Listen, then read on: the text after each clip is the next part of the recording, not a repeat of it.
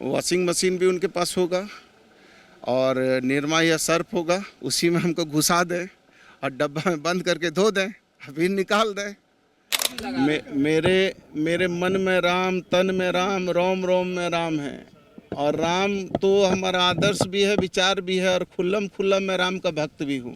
जुल्म तो जुल्म है, बढ़ता है तो मिट जाता है, खून तो खून है, टपकता है जम जाता है। तो जितना जुल्म होगा उतना हम मजबूत होंगे।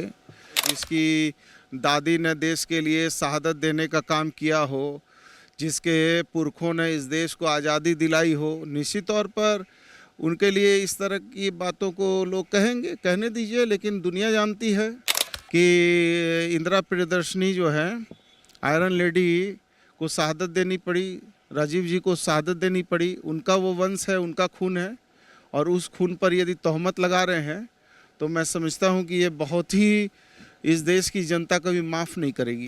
राम मिले हैं प्रण हेतु वनवास में, राम मिले हैं केवट के विश्वास में, राम मिले हैं अनसुईया की मानवता में, राम मिले हैं सीता जैसी पावनता में, राम मिले हैं ममता की माँ कौशल्या में, राम नहीं मिलते मंदिरों के फेरों में, राम मिले हैं सबरी के झूठे बेरों में, राम मिले हैं सबरी के झूठे बेरों में। पनौती का मतलब क्या होता है?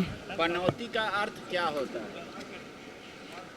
अब देखिए, ये सब विषय तो मैं नहीं जानता हूँ क्या होता नहीं होता। अब ये तो कोई आप हिंदी के कोई बढ़िया शिक्षक को जाके पूछिए क्या होता है, वो बताएंगे, मैं कैसे बोल सकता हूँ। आपके नेता बोल रहे हैं पनौती, तो मतलब उसका अर्थ तो पता होगा। आप देखिए, अब ये सब विषय जो है, ये सब विषय से अलग यदि आपके पास कोई सब्जेक्ट है, कोई नीतिगत प्रश्न है, कोई वैचारिक प्रश्न है, तो आप पूछिए, तो मैं जवाब दूंगा। अब आप ऐसे चीज़ों के बारे में पूछ रहे हैं जिस पर मेरा बोलना कोई बहुत उचित नहीं है। क्या कहेंगे आज जो 751 करोड़ की संपत्ति सीज की है यंग इंडिया, इसमें क्या कहेंगे? यंग इंडिया, हम इस पे यही कहेंगे कि जुल्म तो जुल्म है, बढ़ता है तो मिट जाता है, खून तो खून है, टपकता है जम जाता है।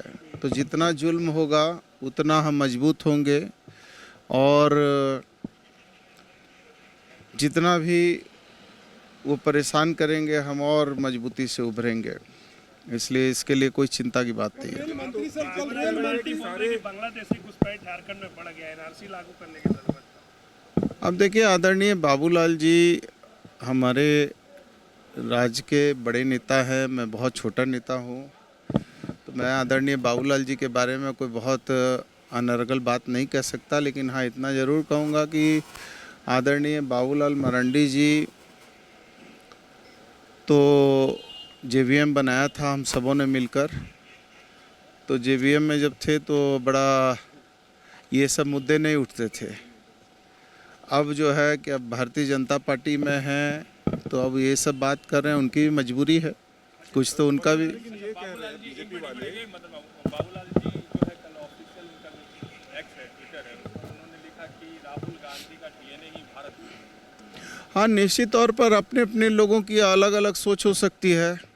जिसके पिता ने शहादत दिया हो और आतंकवादियों ने जिनके पिता की निर्मम हत्या किया हो, देश के लिए शहादत दिया हो, जिसकी दादी ने देश के लिए शहादत देने का काम किया हो, जिसके पुरखों ने इस देश को आज़ादी दिलाई हो, निश्चित तौर पर उनके लिए इस तरह की बातों को लोग कहेंगे, कहने दीजिए। लेकिन दुनिया जानती है कि इंदिरा प्रियदर्शनी जो है, आयरन लेडी को शहादत देनी पड़ी, राजीव जी को शहादत देनी पड़ी। उनका वो वंश है, उनका खून है, और उस खून पर यदि तोहमत लगा रहे हैं तो मैं समझता हूँ कि ये बहुत ही इस देश की जनता कभी माफ़ नहीं करेगी। सरयू जी आपके बगल,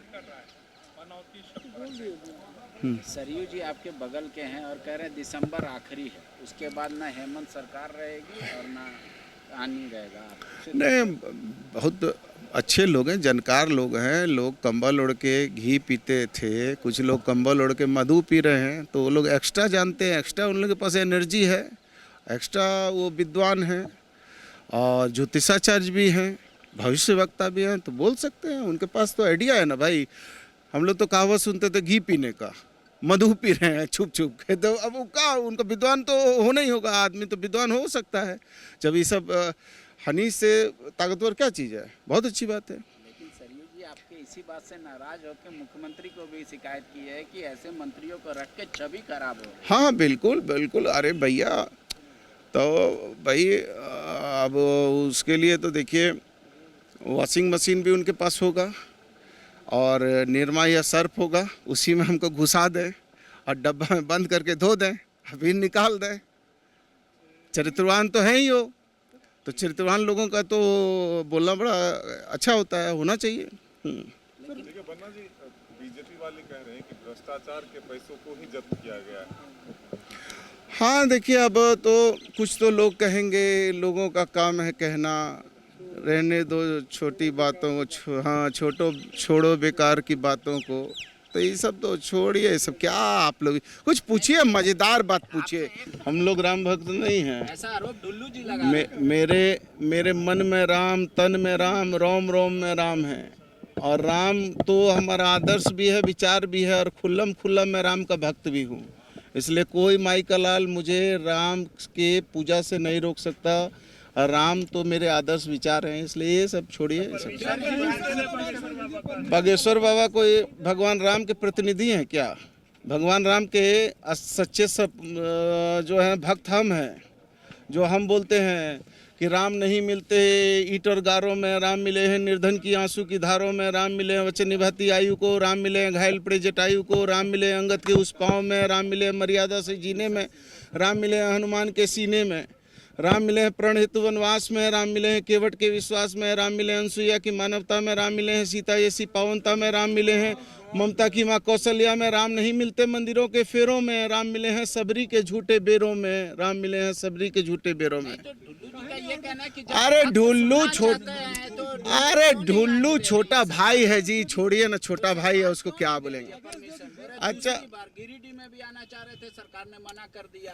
यहाँ भी आना चाहते, बोले क्यों राम का हनुमान का अगर कोई गुणगान करेगा तो सरकार को दिक्कत क्या है? कोई दिक्कत नहीं है, तो क्यों परमिशन? अरे भैया हमसे ज्यादा कोई मर्यादा पुरुषोत्तम राम के बारे में बोल सकता है? ढुल्लू जी पूरा राम मंदिर बनाए। अरे मंदिर और मस्जिद से धर्म और आस्था केवल नहीं ना होती है, आस्था हृदय के अंदर भी होती है। चलिए, thank you. The followup.in. Like, share, and subscribe.